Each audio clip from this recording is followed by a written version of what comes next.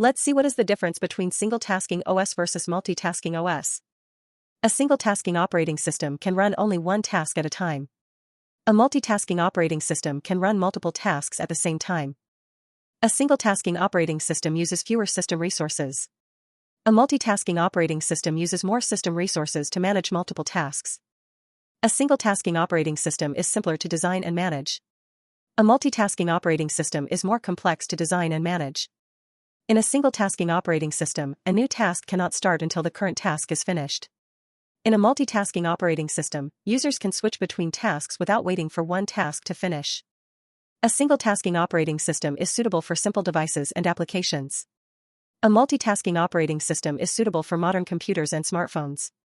A single-tasking operating system provides a simple user experience. A multitasking operating system provides a more flexible user experience. A single-tasking operating system cannot perform another task while a task is running. A multitasking operating system can perform several tasks simultaneously. Examples of single-tasking operating systems include MS-DOS and Palm OS. Examples of multitasking operating systems include Windows, Linux, and Mac OS.